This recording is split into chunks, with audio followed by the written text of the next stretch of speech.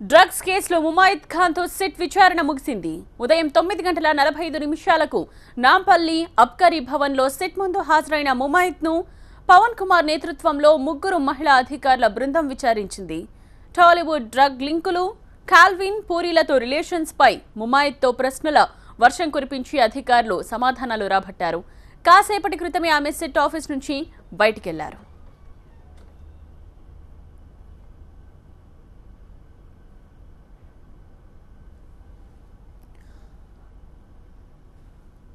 Mumbai drugs మాఫియాతో మీకు సంబంధాలున్నాయా? ఈ ప్రశ్నని సంధించారు ముమాయిద్ ఖాన్ సిట్ అధికారులు. అలాగే మీ ద్వారానే టాలీవుడ్ పెద్దలకు డ్రగ్స్ సప్లైదారులు పరిచయం అయ్యారా అన్న క్వశ్చన్ ని కూడా రైజ్ చేశారు. అదేవిధంగా మీరు డ్రగ్స్ అమ్మకాలు జరిపారా లేకపోతే డ్రగ్స్ ని మీరు తీసుకున్నారా అన్న ప్రశ్నని కూడా అధికారులు ముమాయిద్ని అడిగినట్టు తెలుస్తోంది. ఇక ముఖ్యంగా పూరి, చార్మితో పరిచయం ఎప్పటి నుంచి ఉంది, ఎలా పరిచయం ఏర్పడింది, ఎలా కొనసాగింది అన్న విషయం మీద కూడా సిట్ అధికారులు ప్రశ్నలు సంధించారు. ఇక పోకిరి సినిమాతోనే పూరికి మీరు క్లోజ్ అయ్యారా అంటూ సిట్ అధికారులు మరో ప్రశ్న సంధించారు ముమాయిద్ను.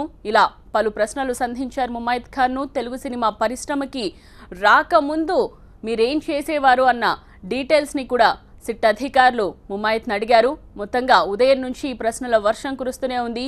హైదరాబాద్ని విడిచి ముంబైకి ఇప్పుడు ఎందుకు వెళ్లారు అన్న ప్రశ్నను కూడా సిట్ అధికారులు ముమాయిద్ ముందుంచారు. ముఖ్యంగా పబ్లకు వెళ్లే అలవాటు ఉందా అన్న ప్రశ్నను కూడా ఇక్కడ సంధించినట్టు తెలుస్తోంది. అందరికీ ఈ క్వశ్చన్ అయితే కామన్గా మనకు కనిపిస్తోంది. ప్రతి ఒక్కరిని ఈ విషయం మాత్రం కంపల్సరీగా అడుగుతున్నారు. ఇక ఖాళీ సమయాల్లో వారాంతాల్లో ఎక్కడ మీరు గడుపుతూ ఉండేవారు అన్న క్వశ్చన్ని కూడా ముమాయిద్ని అడిగారు సిట్ అధికారులు. అదేవిధంగా కొనసాగింది ప్రశ్నల వర్షం. మొత్తం అన్ని రాబట్టే ప్రయత్నాలు చేశారు సిట్ అధికారులు. ఎక్కువగా ఐటమ్ సాంగ్స్లో నటించే మీరు చిత్ర యూనిట్తో బ్యాంకాక్, ఇతర దేశాలకు ఎందుకు వెళ్లేవారు అన్న క్వశ్చన్ని రైస్ చేశారు సిట్ అధికారులు. మరి ఈ క్వశ్చన్స్కి ముమాయిద్ ఎటువంటి ఆన్సర్స్ ఇచ్చింది అన్నది ఇప్పుడు ఆసక్తికరంగా మారింది. నెలకొకసారి జరిగే గోవా ఫెస్టివల్స్లో మీరు ఏం తీసుకునేవారు అన్నది ఇక్కడ కీలకమైన ప్రశ్నగా మనకు తెలుస్తోంది. ఎందుకంటే తరుణ్ని కూడా గోవాకు సంబంధించిన ప్రశ్నలు సంధించారు. అదేవిధంగా హైదరాబాద్లో ఉన్నప్పుడు తరుణ్, నవదీప్ పబ్లకు మీరు ఎన్నిసార్లు వెళ్లారు అన్న క్వశ్చన్ని కూడా సిట్ అధికారులు ఇక్కడ ముమాయిద్ని అడిగారు. ఎందుకంటే పబ్లతో చాలా క్లోజ్ రిలేషన్స్ ఉంటాయి తరుణ్కి అండ్ నవదీప్కి. దాని ప్రకారంగానే ఈ క్వశ్చన్ అడిగారు. 2 ఏళ్లుగా ముంబైలోనే ఉంటూ హైదరాబాద్కి షూటింగ్ కోసమే వచ్చేవారా, షూటింగ్ లేని టైంలో కూడా మీరు ఇక్కడికి వచ్చేవారా అంటూ మరో ప్రశ్న అడిగారు. అదేవిధంగా ఏ సమయాల్లో హైదరాబాద్లో ఉన్నారు అంటూ డీటెయిల్స్ అడిగారు సిట్ అధికారులు ముమాయిద్ని. ఇలా పలు ప్రశ్నలు సంధించారు. కాల్విన్తో అసలు ఎలా పరిచయం అయింది, సినీ ఫంక్షన్లో కాల్విన్తో కలిసేవారా, ఆ ఫంక్షన్స్లో అటెండ్ అయినప్పుడు కాల్విన్తో ఎలా ఉండేవారు, ఈ క్వశ్చన్స్ అన్నీ కూడా రైస్ చేశారు. మొత్తంగా ఈ క్వశ్చన్స్కి ముమాయిద్ అసలు ఏం సమాధానం చెప్పింది అన్నది ఆసక్తికరంగా మారింది.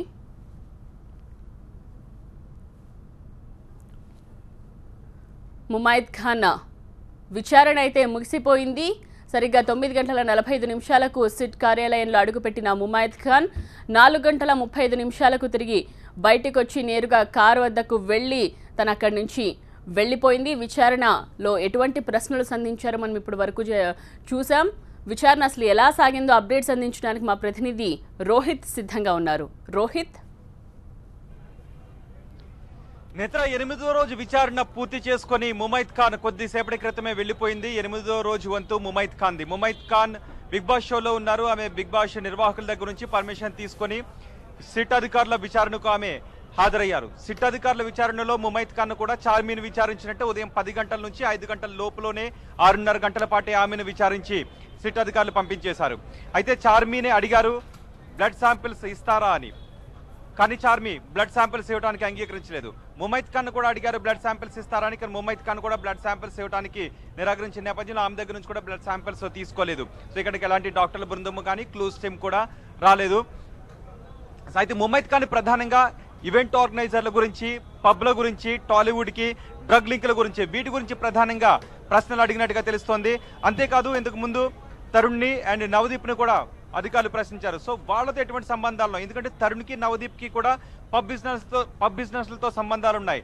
తరుణ్ పబ్ని ఓపెన్ చేసినప్పుడు ప్రారంభోత్సవానికి ముమైత్ ఖాన్ కూడా వచ్చిన నేపథ్యంలో ఎటువంటి రిలేషన్స్ ఉండేవి, వీటి గురించి ప్రధానంగా అడిగినట్లుగా తెలుస్తుంది. అండ్ ఏ ఈవెంట్ మేనేజర్లు, ఎందుకంటే ఈవెంట్ మేనేజర్లే డ్రగ్స్ సరఫరా చేస్తున్నారు అనే ప్రధానమైన ఆరోపణ నేపథ్యంలో ఏ ఈవెంట్ మేనేజర్లు డ్రగ్స్ సరఫరా చేస్తూ ఉంటుంటారనే విషయాలు కూడా ప్రధానంగా రాబట్టినట్టుగా తెలుస్తుంది. ఎంతమంది ఈవెంట్ మేనేజర్లతో మీకు పరిచయాలు ఉన్నాయి, అండ్ పూరి చార్మితో ఎలాంటి రిలేషన్స్ ఉండేవి, వీటి గురించి ప్రధానంగా అడిగినట్లుగా తెలుస్తుంది. ఎంత తరచుగా విదేశాలకు వెళ్తారు, విదేశాలకు వెళ్ళడానికి కారణాలేంటి, విదేశాల్లో వెళ్ళినప్పుడు ఎక్కడుంటారు, అక్కడ డ్రగ్స్ తీసుకుంటూ ఉంటారు, ఒకవేళ అక్కడ డ్రగ్స్ తీసుకుంటే ఎవరు అక్కడ డ్రగ్స్ ని సరఫరా చేస్తుంటారు, ఇలాంటి విషయాలు కూడా రాబట్టినట్టుగా తెలుస్తుంది. సినిమాల్లోకి రాకముందు ఏం చేసేవారు, ముంబైలో ఎలాంటి పరిచయాలు ఉన్నాయి, ముంబైలో ఏ పబ్లకు వెళ్తూ ఉంటారు, ముంబైలో పబ్బుల్లో మాదక ద్రవ్యాలను ఎవరైనా సరఫరా చేస్తుంటారా, వీటి గురించి కూడా అడిగినట్టుగా తెలుస్తుంది. మీరు మాదక ద్రవ్యాలు తీసుకుంటారనే క్వశ్చన్ కూడా అందరినీ కామన్ గానే అడుగుతున్న ప్రశ్న. ఒకవేళ మీరు మాదక ద్రవ్యాలు తీసుకుంటే మీకు అలవాటు చేస్తుంది ఎవరు, మీ నుంచి ఎంతమందికి అలవాటు చేశారు, డబ్బులు ఎలా పే చేస్తుంటారు, ఆర్డర్ ఎలా ఇస్తుంటుంటారు, ఎవరు పే చేస్తుంటారు, వీటన్నిటికీ చాలా సమాచారం రాబట్టినట్టుగానే తెలుస్తుంది. అండ్ కొన్ని క్వశ్చన్స్కి ఇప్పటికే సమాధానం చెప్పకపోతే, సమాధానం చెబితే అది తనకు వ్యతిరేకంగా మారే అవకాశం ఉందని భావించిన సమాధానాలకు ఆమె మౌనంగానే ఉన్నట్టుగా తెలుస్తుంది. అలాంటి సందర్భాల్లో లేదు ఆమె తప్పు సమాధానం చెబుతోందన్న సందర్భాల్లో ఆమెకు కొన్ని ఫోటోగ్రాఫ్స్ని, వీడియోస్ని, కొన్ని సాక్ష్యాలను చూపించి సిట్ అధికారులు ప్రశ్నించినట్టుగానే తెలుస్తుంది. అందరికీ ఎవరెవరినైతే ఇంట్రాగేట్ చేస్తున్నారో, ఎవరెవరినైతే ప్రశ్నిస్తూ ఉన్నారో వాళ్ళందరికీ సంబంధించి పక్కా సమాచారాన్ని సిట్ అధికారులు దగ్గర పెట్టుకుని అడుగుతున్నారు. ఆధారాలు లేకుండా ఎవరిని ప్రశ్నించట్లేదని చెప్తున్నారు. ఎందుకంటే వాళ్ళు ఆధారాలు లేకుండా ప్రశ్నిస్తే బయటకు వచ్చిన తర్వాత మళ్ళీ సిట్ అధికారుల పైన నిందించే అవకాశం ఉంటుంది కాబట్టి. సో ఇప్పటి వరకు కూడా విచారణను ఎదుర్కొన్న ఏ ఒక్కరు కూడా, నిన్న చార్మితో పాటు చార్మిని కూడా చూసాం, విచారణ ఎదుర్కోవడానికంటే ముందే సిట్ అధికారులు ఇబ్బంది పెడుతున్నారని వెళ్ళి అన్నారు తప్ప, విచారణ ఎదుర్కొని ఆమె వెళ్ళిపోయిన తర్వాత ఎలాంటి వీడియోను పోస్ట్ చేయలేదు, అండ్ మీడియాతో కూడా ఆమె మాట్లాడలేదు. సో విచారణ ఎదుర్కొని వెళ్తున్న వారు ఎవరు కూడా సిట్ అధికారులు ఇబ్బందులు పెట్టారు అనే సమాచారాన్ని అయితే, అనే విషయాన్ని అయితే ఎవరు చెప్పట్లేదు. ఈ రోజు ముమైత్ ఖాన్ ఎలాంటి మాటలు మాట్లాడలేదు, కేవలం ఇలా చూపిస్తూ మాత్రమే ఆమె కారు ఎక్కి వెళ్ళిపోయారు. నిజానికి బిగ్ బాస్ షో నుంచి ఆమె బయటకు వచ్చిన తర్వాత ఎవరితోనూ మాట్లాడకూడదనే నిబంధన ఉంటుంది, బహుశా మీడియాతో కూడా మాట్లాడకూడదు అనే నిబంధన కాబోలు ఆమె కూడా మాట్లాడలేదు. ఆమె చాలా స్ట్రైట్ ఫార్వర్డ్ ఉంటారు, చాలా బోల్డ్ గా ఉంటారు, ఎలాంటి విషయాన్నైనా సరే కరాఖండిగా ముక్సూటిగా చెబుతూ ఉంటారు. సో ఆమె అధికారులకు ఎలా సహకరించారు అనే విషయాన్ని మాత్రం ఇంకా తేలాల్సి ఉంది. చాలా విషయాలకి ఆమె మౌనంగానే ఉన్నట్టుగానే తెలుస్తుంది. సో మౌనంగా ఉన్న సందర్భాల్లోనే సాక్ష్యాలని చూపించి, అండ్ ఇప్పటి వరకు 7గురిని ఎవరినైతే విచారించారో వాళ్ళ దగ్గర నుంచి వచ్చిన సమాచారం కూడా మీ గురించి వాళ్ళు ఎలా చెప్పారు, అండ్ మీ గురించి మా దగ్గర ఉన్న ఆధారాలు ఇవి అని అడిగినప్పుడు చాలా వాటికి ఆమె మౌనంగానే ఉన్నట్టుగా తెలుస్తోంది. మొత్తానికి 8వ రోజు విచారణ సుమారు 6.5 గంటల పాటు ఆమె పూర్తి చేసుకుని వెళ్ళిపోయారు. సో మరొక రోజు ముమైత్ ఖాన్ ని విచారించాల్సిన అవసరం ఉందని భావిస్తే, లేదంటే ఇక మీదట విచారించే వాళ్ళ దగ్గర నుంచి కూడా ముమైత్ ఖాన్ పేరు వచ్చిన నేపథ్యంలో మరోసారి ముమైత్ ఖాన్ ని సిట్ కార్యాలయానికి పిలిపించుకొని విచారించే అవకాశం అయితే ఉంటుంది. ఈ రోజు మైసమ్మ విచారణ పూర్తయింది, నిన్న జ్యోతిలక్ష్మి విచారణ పూర్తయింది. నిన్న జ్యోతిలక్ష్మి కూడా చూసాం, చార్మి ఆమె వెళ్ళిపోతూ వెనక్కి తిరిగి ఒక చిరునవ్వు నవ్వి వెళ్ళిపోయారు. ముమైత్ ఖాన్ వెనక కూడా చూడలేదు, డైరెక్ట్ గా నేరుగా కారుకి వెళ్ళిపోయారు. రేపు మాస్ మహారాజా రాబోతున్నారు. మాస్ మహారాజా గురించి కూడా చాలా ఆరోపణలు ఉన్నాయి. ఇప్పటికే పోలీస్ సిట్ అధికారుల అదుపులో ఉన్న కొంతమంది మాస్ మహారాజా రవితేజ పేరు చెప్పారు అని తెలుస్తోంది. ఈ నేపథ్యంలో రవితేజను కూడా సుదీర్ఘంగా విచారించే అవకాశం ఉంది. ఎందుకంటే ముమైత్ ఖాన్ కోర్టుకి వెళ్ళకపోయినా చార్మికి ఎటువంటి నిబంధనలు అయితే వర్తించాయో అలాంటి నిబంధనలే ముమైత్ ఖాన్ కూడా వర్తింపచేసి 6.5 గంటల పాటు విచారించి పంపించేశారు. సో రేపు మాస్ మహారాజాని, రవితేజని ఎన్ని గంటల పాటు విచారించే అవకాశం ఉందనే విషయం కూడా ఇప్పుడు ఉత్కంఠ రేపుతుంది. ఎందుకంటే ఇప్పటికే జీసన్ లాంటి వాళ్ళు పోలీసుల రిమాండ్లో పోలీసులు విచారించినప్పుడు చాలా విషయాల్ని వెల్లడించినట్టుగా తెలుస్తుంది. శ్రీనివాసరావుకి అండ్ రవితేజ్కి ఇలా డ్రగ్స్ సరఫరా చేశామని వాళ్ళు అంగీకరించినట్టుగా తెలుస్తోంది. ఈ నేపథ్యంలో రవితేజ్ దగ్గర నుంచి ఎటువంటి సమాచారం వస్తుందనేది కూడా మనం రేపు వేచి చూడాలి. మరోవైపు నిన్న ఏదైతే చార్మి విచారణను కంప్లీట్ చేసుకుని వెళ్ళేటప్పుడు రామ్ గోపాల్ వర్మ ఎలాంటి కమెంట్స్ అయితే చేశాడో ఝాన్సీతో పోల్చాడు, కాబట్టి ఎలాంటి పోలిక సరికాదు. ఎందుకంటే వాళ్ళందరూ దేశం కోసం, ప్రజల కోసం పనిచేస్తున్న వాళ్ళు. సో వీళ్ళందరినీ కూడా తెరపైన మేము ఆరాధిస్తూ ఉన్నాం, వాళ్ళని ఆదర్శంగా మేము తీసుకుంటూ ఉంటాం. అలాంటి వాళ్ళు ఏం చేయాలంటే చట్టాల్లో ఉన్న హక్కుల గురించి కంటే కూడా ఇలాంటి సందర్భాల్లో స్వచ్ఛందంగా మేము ఎటువంటి తప్పు చేయలేదు, మేము ఎటువంటి చట్టవిరుద్ధమైన పనులు చేయలేదు, మా రక్త నమూనాలను తీసుకోండి, వాటిని పరీక్షించండి, ప్రజల ముందు మేము చాలా పారదర్శకంగా ఉన్నామని చెప్పాలి తప్ప చట్టంలో ఉన్న హక్కులను ఇలాంటి సందర్భాల్లో ఉపయోగించుకునే ప్రయత్నం చేస్తే ఖచ్చితంగా అది తప్పుడు సంకేతాలు ఇచ్చినట్టు అవుతుంది. ఎందుకంటే ఒకవేళ సంబంధాలు ఉన్నాయేమో అని అనుమానించాల్సిన పరిస్థితులు ఏర్పడుతున్నాయని ఇక్కడికి వచ్చిన వాళ్ళు చాలా మంది చెబుతూ ఉన్నారు.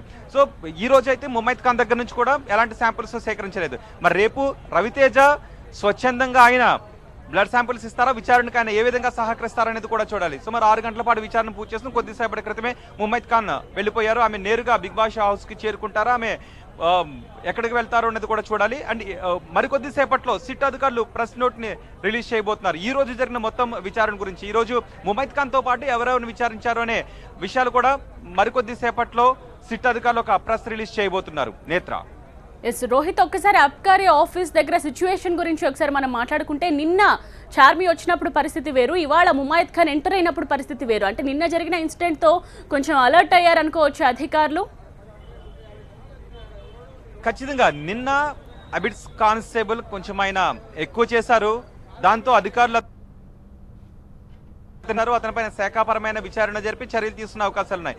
ఈ రోజు మాత్రం చాలా పగడ్బందీగా మహిళా కానిస్టేబుల్ ని ఇక్కడ మోహరించి ఉన్నారు. ఎటువంటి గందరగోళం, ఆందోళన చోటు చేసుకోకుండా ఉండటానికి ముందు నుంచే చాలా పగడ్బందీగా ఏర్పాట్లు చేస్తారు. ఒక రోప్ను కూడా కట్టి ఆ రోప్ దాటి ఎవరు రాకుండా ఉండటానికి చాలా ఏర్పాట్లు చేశారు. సో ఈ రోజు పెద్దగా ఇక్కడ గందరగోళం చోటు చేసుకోలేదు అనే చెప్పాలి. కానీ నిన్న చార్మి వచ్చినప్పుడు మాత్రం మహిళా కానిస్టేబుల్ ఉండాల్సిన స్థానంలో మేల్ కానిస్టేబుల్ ఉండటంతో నిన్న కొద్ది ఆందోళన కూడా చోటు చేసుకుంది.